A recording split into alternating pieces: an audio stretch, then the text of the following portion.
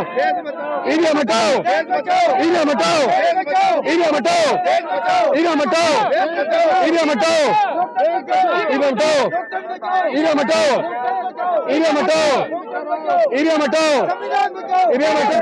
आराम से प्यार से लेके चलो, सम्मान भैया, धक्के मत दो, इज्जत से लेके चलो, इज्जत के साथ लेके चलो, कोई दिक्कत नहीं है। कर लिया गया सर, कोई दिक्कत। नमस्कार, उम्मीद है आप लोग स्वस्थ और सानंद होंगे। खबर और इतिहास दो अलग चीज़ें होंगी। अमूमन कहा भी जाता है, अखबारों के लिए कहा जाता है कि ये बहुत जल्दी में लिखा गया इतिहास है। ये आप लोगों को हो सकता है पता भी हो, नहीं तो मैं बता रहा हूँ।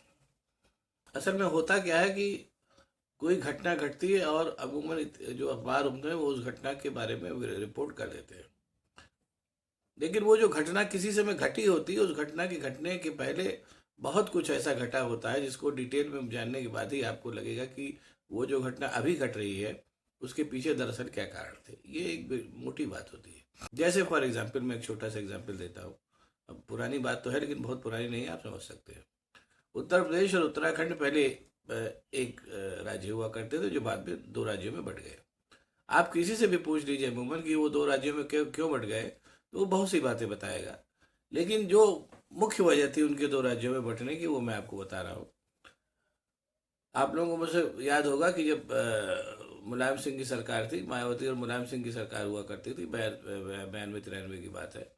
उस समय मुलायम सिंह यादव ने एक आदेश पास किया था कि जो भर्तियाँ होती है, मतलब भर्तियों में मतलब कॉलेजेस में जो एडमिशन होते हैं, कॉलेजेस में एडमिशन में भी 24% कोटा जो है वो पिछड़ों को दिया जाएगा।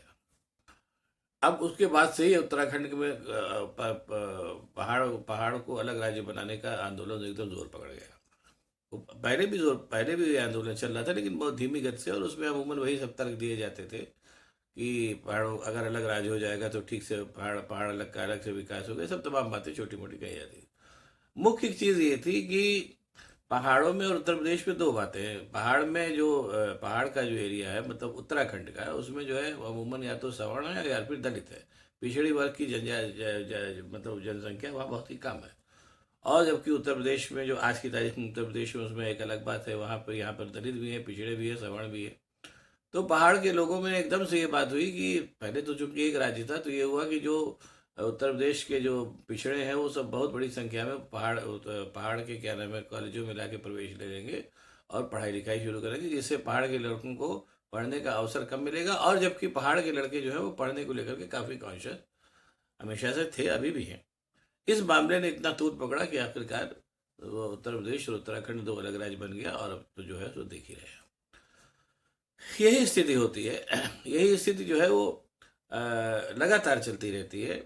अब जैसे आजकल का जो ज़माना है, जिसमें क्या नाम है, जिसमें हम लोग रह रहे हैं, भारतीय जनता पार्टी का शासन है, उसमें अमूमन एक बहुत बड़ा सेक्शन बार बार ये कह रहा है कि भारतीय जनता पार्टी धीरे धीरे संविधान को ख़त्म कर रही है या संविधान का बहुत उल्लंघन कर रही है अपने निश्चित उद्देश्यों के लिए। अब इसके लिए भी थोड़ा सा मैं आपको बैकग्राउंड बता दूँ, उससे समझने में मज़ा आएगा, आसानी भी होगी। हिंदुस्तान एक बहुत ही एक अलग तरीके का राष्ट्र तो है ही, ये मानना पड़ेगा। और उसमें कुछ चीज़ें ऐसी हुई हैं जो शायद इसी राष्ट्र में हुई हों या पहले भी अगर कहीं हुई हो तो मुझे मालूम नहीं। हिंदुस्तान ने एक अगर उस शब्द में क्या मतलब केवल एक पारिभाषिक शब्दावली में कहना है तो मोटे तौर पर 1000 साल की गुलामी झेली है। मतलब हमारे यहाँ का जो मूल जो निवासी हैं, हिंदू जिनको कह सकते हैं, उन हिंदुओं के हाथ से राज्य जो है वो धीरे धीरे निकल गया, और 1000वीं शताब्दी आते आते ये विभिन्न क्या नाम है जातियों समुदायों के हाथ में रहा। मुसलमानों की ऐसा नहीं, जैसे अमूमन हम लोग मुगल बोलते हैं, तो मुगल नहीं, मुगल मुसलमानों की वो प्रजाति थी जो आखिर में आई और हिंदुस्तान पे एक लंबा शासन कर गई। मुसलमानों की और पहले भी प्रजातियां आई जिन्होंने हिंदुस्तान पे शासन किया। बाद में अंग्रेज आए और भी तमाम आए, पुर्तगाली भी आए, सब तमाम आए। उसके चलते जिस समय भारत अंततः आज़ाद हुआ और एक तरीके से कुछ वजहों से दो हिस्से में बट गया है, उसके बाद जब भारत के लोगों ने जो संविधान बनाया, उस संविधान में उन्होंने इस सब चीज़ों का ध्यान रखा कि इन 1000 सालों में, 1000 गुलामी के इन 1000 सालों में जो भी राजनीतिक और सामाजिक भेदभाव या बदलाव तब्दीलियां आ गई हैं, उन तब्दीलियों को ठीक करने में बड़ा समय लगेगा। और इसके सबके मद्देनजर एक उन्होंने संविधान बनाया जिसमें हर चीज़ का ध्यान रखा गया है, और ख़ास तौर से इसको लोकतांत्रिक बनाया गया, ये मान करके कि लोकतांत्रिक संविधान जो है, जो कुछ भी 1000 सालों में सामाजिक, आर्थिक और क्या नाम है राजनीतिक परिवर्तन हुए होंगे जो कुल मिलाकर के देश के हित में नहीं होंगे। वो धीरे धीरे लोकतंत्र को गला पचा के ठीक कर देगा। ये सोच थी जिस सोच के चलते वो चला। बहरहाल ये सिलसिला चला। आमतौर पे क्या नाम है ये मान के चलिए कि अपने ये मनमोहन सिंह और सोनिया गांधी के शासनकाल तक ये चला। बीच में इमरजेंसी का भी दौर आया, उसकी बात एक अलग थी। बहरहाल मोटे तौर पर संविधान का पालन सोनिया गांधी और मनमोहन सिंह के शासनकाल तक मोटे तौर पर हुआ। थोड़ा बहुत तो सभी पे होता है, उसमें भी था, वो उसकी कोई बात करना बेकार है। लेकिन ये स्थितियां जो थी बिल्कुल एकदम समझ लीजिए कि 360 डिग्री पलट गई जब अपने नरेंद्र मोदी साहब का शासन आया। यहाँ पर आने, इस शासन के आने के बाद बहुत सी चीज़ें ऐसे होने लगी जिनके बारे में लोग सोच नहीं सकते थे। फॉर एग्जाम्पल, अब वो सही है या गलत है ये तो मैं नहीं कह सकता, लेकिन ये कि जो हो रहा है वो तो दिखाई दे रहा है। जैसे फॉर एग्जाम्पल अपने क्या नाम है जो भारतीय जनता पार्टी का शासन है, उस शासन में आपको पेपर लीक की घटनाएं बहुत मिलेंगी। हम लोग अब बुढ़े हो रहे हैं, हम लोगों ने बहुत से इम्तहान दिया युवा अवस्था में लेकर के, और अभी हाल ही तक पेपर लीक जैसी घटनाएं बहुत कम होती थी, जो आज से करीब 20 साल पहले होनी शुरू हुई। और आज की तारीख में तो कोई ऐसा इम्तहान है ही नहीं जिसमें पेपर लीक ना हो रहा हो। अब इसमें जाहिर सी बात है, अगर पेपर लीक हो रहा है तो सरकार क्या कर रही है? कहीं की भी सरकार हो, चाहे वो भाजपा की हो चाहे कहीं की हो। अमूमन आमतौर पर भाजपा के राज्यों में ये पेपर लीक कांड बहुत हो रहे हैं। ये एक इसलिए अगर कोई आदमी कह रहा है कि ये पेपर लीक कांड शायद जानबूझ के कराया जा रहा है ताकि लोगों को नौकरियां न दी जाए और लोगों को बिना नौकरियों के रखा जाए, क्योंकि सरकार अब जो एक सेक्शन है उसको नौकरी नहीं देना चाहती, ऐसा उन लोग कहना है। जो जो लोग इस सरकार के विरोध में बोल रहे हैं उनका ये कहना है कि भारतीय जनता पार्टी मूलतः पुरानी व्यवस्था को लाने वाली पार्टी चाहती है, ला रही है, जिसमें कुछ ही लोगों का शासन हो, बाकी सब लोग काम करें। तो ऐसे में जो दो जनरेशन, स्वतंत्रता के बाद की दो जनरेशन पढ़ लिख करके आक्रामक हो गई हैं और अपने हितों के लिए लड़ने पे आमादा हो गई हैं, उन उन उन उन जनरेशन्स को और उसके बाद की जनरेशन्स को मारने के लिए ये व्यवस्था की जा रही है कि उनको नौकरी ही न लग रही तो कहाँ तक चिल्लाएंगे। तो ये सब बातें हो रही हैं और इसको लेकर के सारी बातें जो है वो तरह तरह से लोग आंदोलन करने जा रहे हैं। और उसके अलावा भी और से बहुत से तमाम काम है। जैसे लोकतंत्र जो है, लोकतंत्र में आदमी को ये मतलब वो होती है क्या नाम है, उसका अधिकार है कि वो अपनी बात कहे। लेकिन ये कि आप दिल्ली से लेकर के और वहाँ उत्तर प्रदेश तक देख लीजिए, जहाँ जहाँ जहाँ लोग धरने वरने का अधिकार होता है तो धरने के पहले धारा 144 लगा दी जाती है और उसके बाद ये होता है कि अगर आप कोई नुकसान करेंगे तो आपकी संपत्ति से वसूला जाएगा। ये सब सारी बातें हो रही हैं, जबकि धारा 144, अगर आदमी कोई अपनी बात कहने जा रहा है तो धारा 144 लगाने का क्या मतलब है? लेकिन लग रही है, चीज़ें हो रही हैं। अभी ये जैसे दिल्ली में ही देखिए आप, दिल्ली में जंतर मंतर जो है वो एक क्या नाम है प्रदर्शन इसीलिए स्थापित किया गया था, जैसे उत्तर प्रदेश में विधानसभा के ठीक सामने मैदान हुआ करता था, जो जहाँ पे लोग कोई भी जाकर के देख सकता था। तो अब वो व्यवस्था भी खत्म कर दी गई है। या जैसे मैंने बताया ना कि जंतर मंतर है दिल्ली में, तो दिल्ली में भी ये था कि जंतर मंतर में लोग जाते थे, अपना धरना प्रदर्शन करते थे, चले आते थे। कुछ का सरकार संज्ञान लेती थी, कुछ का नहीं लेती थी। बहरहाल ये व्यवस्था चलता था जिससे जनता को अपना भड़ास निकालने का एक अधिकार मिला हुआ था। वो सिलसिला भी खत्म कर दिया गया। तो इसके चलते अगर एक बहुत बड़ी संख्या में ऐसे लोग आ गए हैं जो ये कह रहे हैं कि भारतीय जनता पार्टी जो है वो इस वर्तमान व्यवस्था को नष्ट कर देना चाहती है, तो हो सकता है उनकी बात में भी सच्चाई हो। अंदर की बात कौन जानता है। उसी तरीके से जैसे ये है आपका क्या नाम है, ये ईवीएम हटाओ आंदोलन भी आजकल चल रहा है। भानु प्रताप सिंह साहब वकील है सुप्रीम कोर्ट के, और महमूद प्राचा साहब ये लोग इसको चला रहे हैं।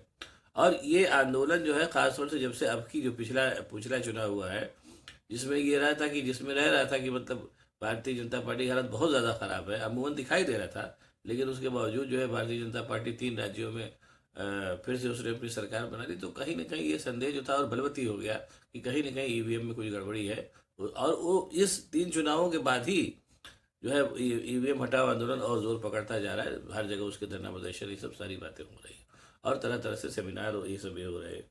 और एक पूरा का पूरा वर्ग जो है सुप्रीम कोर्ट के वकीलों का इसको ईवीएम को हटाने और बैलेट पेपर से क्या नाम है चुनाव करवाने पे आमादा है। देखिए क्या होता है, अभी तो समय है।